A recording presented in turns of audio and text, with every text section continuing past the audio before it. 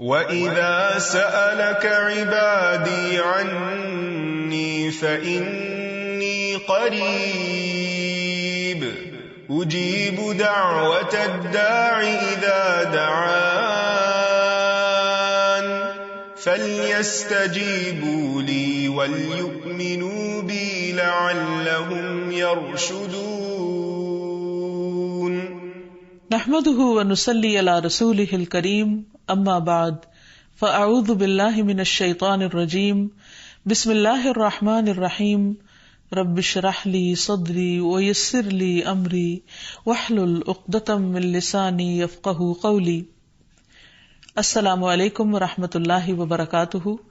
ناظرین، پروگرام دعا کیجیے کے ساتھ آپ کی خدمت میں حاضر ہیں۔ آج ہم انشاءاللہ ڈر اور گھبراہٹ کے وقت کی دعائیں آپ کے ساتھ شیئر کریں گے، کیونکہ ہر انسان کسی نہ کسی وجہ سے ڈر یا گھبراہٹ میں مبتلا ہو جاتا ہے۔ ویسے بھی اللہ سبحانہ وتعالیٰ نے فرمایا ہے وَلَنَبْلُوَنَّكُمْ بِشَيْءٍ مِّنَ الْخَوْفِ وَالْجُوعِ وَنَقْصٍ مِّنَ الْأَمْوَالِ وَالْأَنفُسِ وَالثَّمَرَاتِ وَبَشِّرِ الصَّابِرِينَ الَّذِينَ إِذَا أَصَابَتْهُمْ مُصِيبَةٌ قَالُوا إِنَّا لِلَّهِ وَإِنَّا إِلَيْهِ رَاجِعُونَ۔ وَلَنَبْلُوَنَّكُمْ، اور البتہ ہم ضرور آزمائش کریں گے تمہاری، ضرور آزمائیں گے تم کو، بِشَيْءٍ، ساتھ کسی بھی چیز کے، من الخوف، خوف میں سے، تو سب سے پہلے خوف کا ذکر کیا گیا، والجوع، اور بھوک، ونقص من الاموال، اور مالوں کی کمی، والانفس، جانوں کی، والثمرات، اور پھلوں کی، وبشر الصابرین، اور خوشخبری دے دو صبر کرنے والوں کو۔ کون ہے وہ کہ جب انہیں کوئی مصیبت آتی ہے تو وہ کہتے ہیں انا للہ و انا الیہ راجعون، بے شک ہم اللہ کے لیے ہیں اور اللہ ہی کی طرف پلٹ کر جانے والے ہیں۔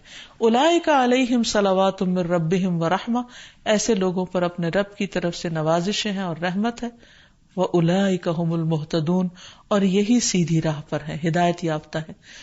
تو اس لیے بہت ضروری ہے کہ ہم خوف اور غم اور گھبراہٹ اور تکلیف اور پریشانی کے موقع پر وہ کام کریں جو ہمارے رب کو پسند ہے، تاکہ ہم صحیح راہ پر ہوں۔ اور صحیح راہ پر چلنے کا فائدہ یہ ہے کہ انسان قیامت کے دن اپنے رب سے جا ملاقات کرے گا، اس حال میں کہ رب اس سے راضی ہوگا اور وہ رب سے راضی ہوگا۔ اس سے بڑی انسان کی سعادت اور کیا ہو سکتی۔ تو پھر ہونا کیا چاہیے؟ یہ کہ انسان ڈر اور گھبراہٹ میں اللہ تعالی کی طرف رجوع کرے۔ اللہ تعالیٰ کی طرف اس لیے رجوع کرے کہ پوری کائنات اسی سے سوال کر رہی ہے، اسی کی طرف رجوع کرتی ہے۔ قرآن مجید میں آتا ہے یسألہ من فی السماوات والارض، اسی کے آگے ہاتھ پھیلائے ہوئے، اسی سے سوال کرتے ہیں وہ سب جو آسمانوں میں اور جو زمین میں ہے۔ یعنی ساری مخلوق اپنے رب کی طرف رجوع کرتی ہے ہر ضرورت میں۔ جیسے ایک موقع پر ایک حضرت سلیمان علیہ السلام نے ایک چیونٹی کو دیکھا کہ وہ ہاتھ اٹھائے آسمان کی طرف دعا کر رہی تھی بارش کے لیے۔ تو ساری مخلوق اپنی ضرورت اپنے رب سے ہی مانگتی ہے۔ تو انسان کو بھی چاہیے کہ وہ غیروں کی طرف نظر اٹھا کے نہ دیکھے، صرف اپنے رب کی طرف نظر اٹھائے اور اسی سے مانگے اور اسی سے فریاد کرے۔ لیکن یہ یاد رکھے کہ جب رب سے مانگنے کے لیے جائے تو ادب اور احترام کا تقاضا یہ ہے کہ پہلے رب کی تعریف بیان کرے اور پھر نبی صلی اللہ علیہ وسلم پر درود بھیجے۔ تو اس سلسلے میں اللہ سبحانہ وتعالیٰ کی تعریف کے کچھ اور کلمات ہیں جو آج آپ سے شیئر کریں گے۔ ابو امامہ کہتے ہیں کہ نبی صلی اللہ علیہ وسلم نے فرمایا، کیا میں تمہیں شب و روز کے مسلسل ذکر سے افضل ذکر نہ بتاؤں؟ تم کہا کرو سبحان اللہ عدد ما خلق، سبحان اللہ ملء ما خلق، سبحان اللہ عدد ما فی الارض والسماء، سبحان اللہ ملء ما فی السماء والارض، سبحان اللہ ملء ما خلق، سبحان اللہ عدد ما احصا کتابہ، وسبحان اللہ ملء کل شیء۔ میں اللہ کی پاکیزگی بیان کرتا ہوں اس کی مخلوق کی گنتی کے برابر، میں اللہ کی پاکیزگی بیان کرتا ہوں جس سے اس کی مخلوقات بھر جائیں، میں اللہ کی پاکیزگی بیان کرتا ہوں ان چیزوں کی گنتی کے برابر جو زمین و آسمان میں ہیں. میں اللہ کی اتنی پاکیزگی بیان کرتا ہوں جس سے وہ چیزیں بھر جائیں جو آسمان و زمین میں ہیں. میں اللہ کی پاکیزگی بیان کرتا ہوں جس سے اس کی مخلوقات بھر جائے. میں اللہ کی پاکیزگی بیان کرتا ہوں ان چیزوں کی گنتی کے برابر جن کو اس نے اپنی کتاب میں شمار کیا. اور میں اللہ کی اتنی پاکیزگی بیان کرتا ہوں جس سے ہر چیز بھر جائے. پھر تم اسی طرح الحمدللہ کہو، یعنی جہاں سبحان اللہ کہا ہے اسی طرح الحمدللہ کہ میں اللہ کی اتنی تعریف بیان کرتا ہوں. تو انسان اللہ سبحانہ وتعالیٰ کی تعریف بیان کرتے ہوئے تھکے نہیں. اس تسبیح سے بھی انسان کی بہت سی مشکلات خود بخود حل ہو جائیں گی. اور پھر نبی صلی اللہ علیہ وسلم پر درود شریف پڑھے اور پھر اللہ تعالیٰ سے دعا کرے. کیونکہ حضرت انس سے روایت ہے، کہتے ہیں کہ میں نے رسول اللہ صلی اللہ علیہ وسلم کو فرماتے ہوئے سنا کہ اللہ تعالیٰ نے فرمایا، اے ابن آدم، تو جب تک مجھے پکارتا رہے گا اور مجھ سے امید رکھے گا میں تجھے معاف کرتا رہوں گا جو بھی تجھ سے ہوتا رہا، اور مجھے اس کی کوئی پرواہ نہیں. یعنی بڑے سے بڑا گناہ معاف کرنا اللہ سبحانہ وتعالیٰ کے لیے کچھ بھی مشکل نہیں. تو بہرحال جب انسان پر کوئی آزمائش آئے اور خصوصاً ڈر، خوف اور گھبراہٹ کا وقت ہو تو پھر انسان اللہ سبحانہ وتعالیٰ کی طرف رجوع کرے. سب سے پہلے انسان اس کی تحقیق کرے کہ ڈرنے کی وجہ کیا ہے، اس کو انالائز کرے. بعض اوقات صرف شیطان انسان کو ڈراتا ہے اور خوف دلاتا رہتا ہے، جبکہ خوف کی کوئی حقیقی وجہ نہیں ہوتی. اور پھر جب شیطانی وسوسے بار بار انسان پر حملہ آور ہو تو اس وقت انسان صرف اللہ کو کافی سمجھے، اللہ پر بھروسہ کرے، کیونکہ اسی پر توکل کرنا چاہیے توکل کرنے والوں کو، کیونکہ ہر مسئلے کا حل اسی کے ہاتھ میں ہے. پھر یہ کہ انسان صرف اللہ سے ڈرے. جو شخص اللہ سے ڈرتا ہے وہ کسی اور سے نہیں ڈرتا.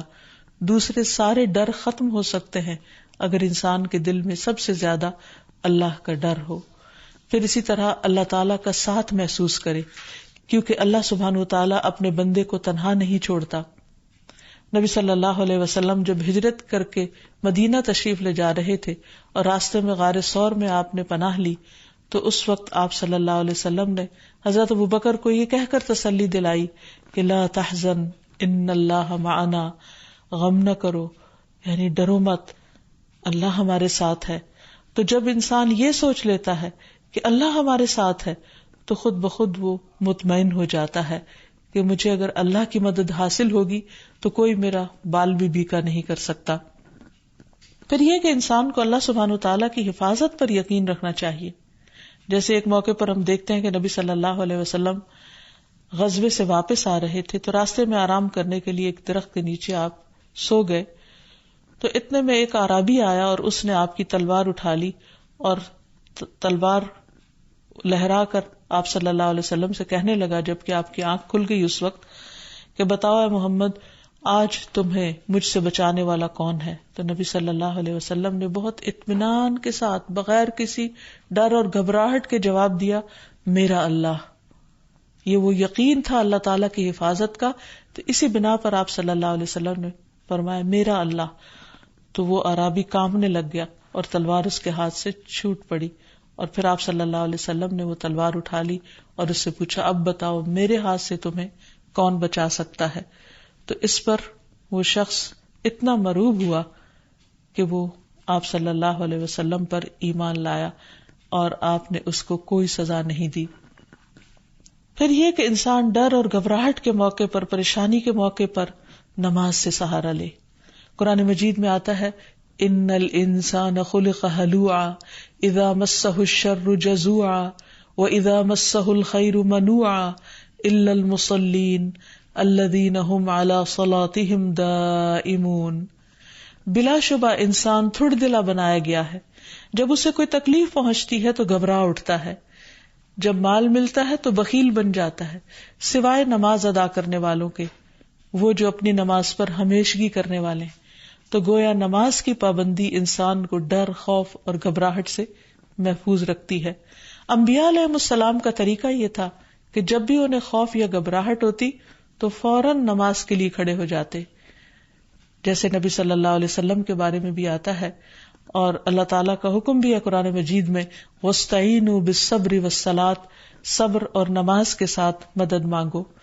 پھر اسی طرح یہ ہے کہ انسان کوشش کر کے بہادری کا مظاہرہ کرے، اپنے دل کو تھامے، اچھی امید رکھے، پازیٹو سوچ رکھے، تو اللہ سبحانہ و تعالیٰ اس بندے کی مدد فرماتے ہیں. نبی صلی اللہ علیہ وسلم تمام انسانوں میں سے زیادہ بہادر تھے.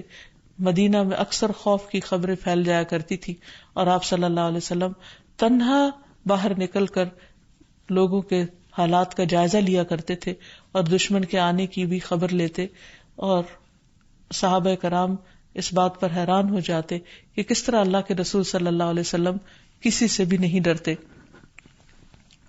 پھر اسی طرح یہ ہے کہ انسان کے اوپر جب آزمائش آئے اس وقت بھی انسان اللہ تعالیٰ کی طرف رجوع کرے، اور جب تکلیف چلی جائے تو بھی انسان اللہ تعالیٰ کی طرف رجوع کرتا رہے. یعنی صرف مشکل وقت پہ نہ پکارے، عام حالات میں بھی انسان اللہ تعالیٰ کو پکارتا رہے. پھر اسی طرح کچھ چیزیں ایسی ہیں کہ جو انسان کو مکمل امن دیتی ہیں، مثلاً عمرہ، حج، طواف، کیونکہ اللہ تعالیٰ فرماتے ہیں فَلْيَعْبُدُوا رَبَّ هَذَا الْبَيْتِ الَّذِي أَطْعَمَهُم مِّن جُوعٍ وَآمَنَهُم مِّن خَوْفٍ. ان پر لازم ہے کہ اس گھر کے رب کی عبادت کرے جس نے انہیں بھوک سے بچا کر کھانا یا خوف سے بچا کر امن دیا. پھر اسی طرح شرک چھوڑ دینا. قرآن مجید میں آتا ہے الَّذِينَ آمَنُوا وَلَمْ يَلْبِسُوا إِيمَانَهُم بِظُلْمٍ أُولَئِكَ لَهُمُ الْأَمْنُ وَهُمْ مُهْتَدُونَ. جو لوگ ایمان لائے اور اپنے ایمان کو ظلم سے آلودہ نہیں کیا، یعنی شرک سے آلودہ نہیں کیا، یہی لوگ ہیں جن کے لیے امن ہے اور وہی ہدایت پر ہیں، ہدایت پانے والے ہیں. پھر اسی طرح انسان اپنے آپ کو اللہ کے سپرد کر دے. رات کو سوتے وقت خاص طور پر یہ دعا پڑھ کر سوئے اللہم اسلمت نفسی الیک ووجہت وجہی الیک وفوضت امری الیک.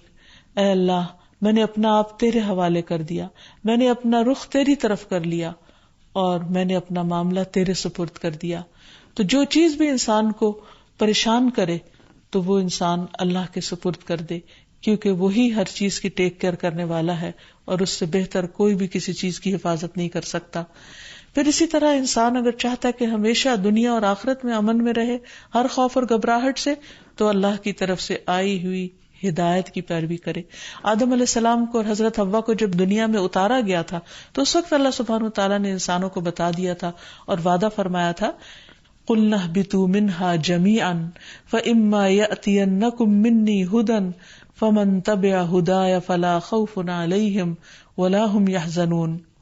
ہم نے کہا سب کے سب اس سے اتر جاؤ، پھر اگر کبھی تمہارے پاس میری طرف سے واقعی کوئی ہدایت آ جائے تو جو میری ہدایت کی پیروی کرے گا اس پر نہ کوئی خوف ہے اور نہ وہ غمگین ہوں گے. پھر اسی طرح اللہ سبحانہ وتعالیٰ اور اس کے رسول کی اطاعت انسان کو خوف اور غم سے نجات دینے والی ہے. اللہ تعالیٰ فرماتے ہیں یا بنی آدم اما یأتینکم رسل منکم یقصون علیکم آیاتی فمن اتقى واصلح فلا خوف علیہم ولا هم يحزنون. اے آدم کی اولاد، اگر کبھی تمہارے پاس واقعی تم میں سے کچھ رسول آئیں جو تمہارے سامنے میری آیات بیان کریں، تو جو شخص ڈر گیا اور اس نے اصلاح کر لی تو ایسے لوگوں کے لیے نہ کوئی خوف ہوگا اور نہ وہ غمزدہ ہوں گے. پھر اسی طرح دین پر استقامت اختیار کرنا انسان کو خوف سے نجات دیتا ہے. فرمایا ان الذين قالوا ربنا الله ثم استقاموا فلا خوف عليهم ولا هم يحزنون. یقیناً وہ لوگ جنہوں نے کہا اللہ ہمارا رب ہے اور اس پر پھر جم گئے، ان پر نہ کوئی خوف ہوگا اور نہ وہ غمگین ہوں گے. پھر اسی طرح انسان اپنے فرائض کی ادائیگی کرتا رہے، اور اگر فرائض ادا کرتا رہے گا تو اس پر کوئی خوف اور غم نہ ہوگا. اللہ تعالیٰ فرماتے ہیں ان الذین آمنوا وعملوا الصالحات واقاموا الصلاة وآتوا الزکاة لہم اجرہم عند ربہم ولا خوف علیہم ولا ہم یحزنون.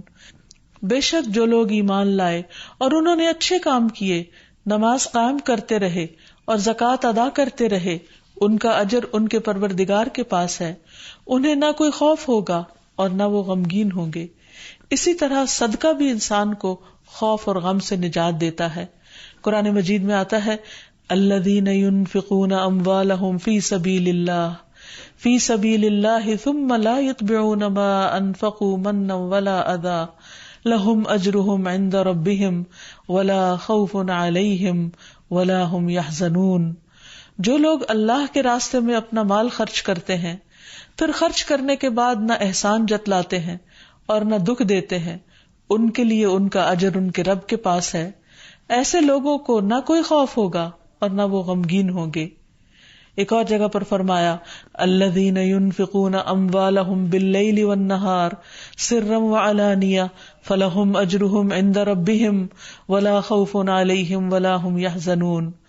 جو لوگ دن رات کھلے اور چھپے اپنے مال خرچ کرتے ہیں انہیں اپنے رب سے اس کا اجر ضرور مل کر رہے گا. ایسے لوگوں کو نہ کچھ خوف ہوگا اور نہ وہ غمگین ہوں گے. اور اب کچھ دعائیں اور تسبیحات جو انسان کو خوف سے نجات دیتی ہیں، غم سے نجات دیتی ہیں. سب سے پہلے تو رسول اللہ صلی اللہ علیہ وسلم کی ایک حدیث کہ آپ نے فرمایا جو رات سے خوف آئے کہ وہ اسے پریشان کرے گی، کچھ لوگوں کو اندھیرے سے ڈر لگتا ہے، یا مال کے ساتھ بخل کرے کہ وہ خرچ ہو جائے گا، یعنی کسی کو کچھ دیتے ہوئے اس کے دل میں گھبراہٹ ہوتی ہے، یا دشمن کے ساتھ بزدلی کرے کہ وہ اسے قتل کر دے گا، یعنی دشمن کا خوف ہو جان سے جانے کا، تو اسے چاہیے کہ وہ اس قول کی کثرت کر دے سبحان اللہ و بحمدہ سبحان اللہ و بحمدہ سبحان اللہ و بحمدہ. اللہ پاک ہے اور اسی کی تعریف ہے، کیونکہ یہ اللہ کے نزدیک سونے کا پہاڑ اللہ کے راستے میں خرچ کرنے سے زیادہ محبوب ہے. یعنی اتنی قیمتی تسبیح ہے کہ اگر ایک انسان اللہ کے راستے میں ایک پہاڑ صدقہ کرے تو اس سے بھی زیادہ اس تسبیح کا فائدہ اور اثر ہوگا. کتنے مختصر سے کلمات ہیں جن میں اللہ تعالیٰ کی حمد و ثنا بیان ہوئی ہے. یعنی انسان اس وقت تک ذکر اور ورد کرتا رہے جب تک کہ اس کا دل سکون میں نہ آ جائے.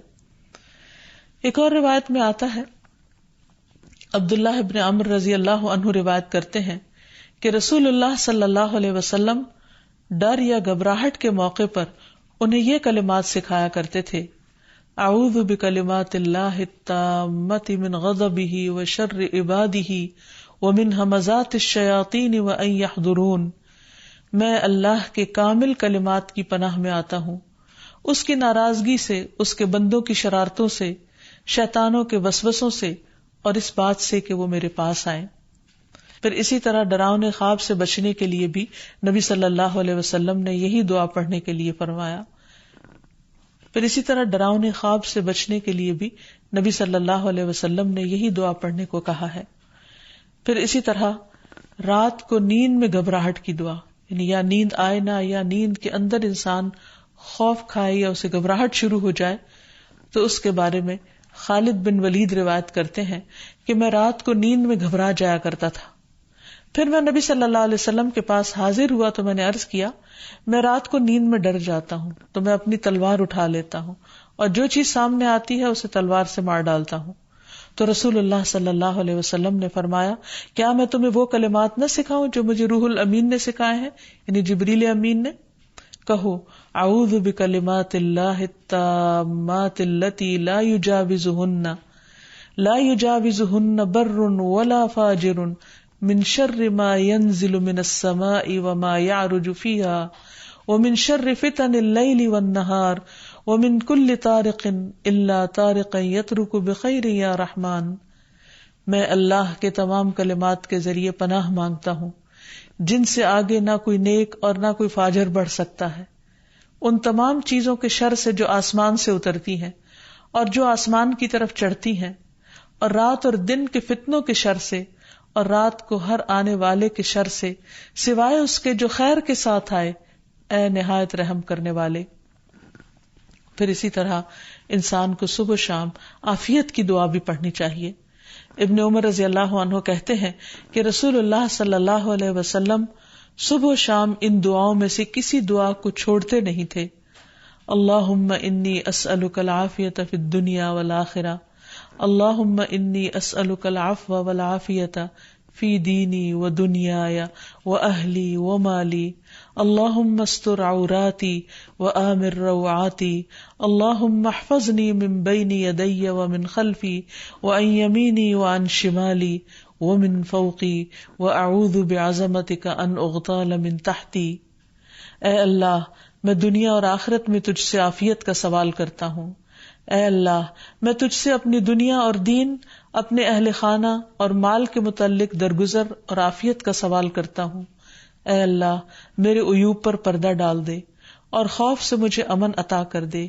اے اللہ، آگے پیچھے دائیں بائیں اور اوپر کی جانب سے میری حفاظت فرما، اور میں تیری عظمت سے تیری پناہ میں آتا ہوں کہ مجھے نیچے سے اچک لیا جائے، یعنی زمین میں دھنسنے سے۔ تو یہ وہ خوبصورت دعائیں ہیں نبی صلی اللہ علیہ وسلم کی سکھائی ہوئی کہ جن کو پڑھنے سے انسان ہر طرح کے خوف، غم اور گھبراہٹ سے آزاد ہو سکتا ہے۔ اللہ تعالی ہمیں توفیق دے کہ ہم ان دعاؤں کو پڑھ سکیں اور ہر حال میں اپنے رب ہی کو پکاریں تاکہ وہ ہماری طرف رحمتوں کے ساتھ متوجہ ہو۔ وآخر دعوانا ان الحمد للہ رب العالمین۔ السلام علیکم ورحمۃ اللہ وبرکاتہ۔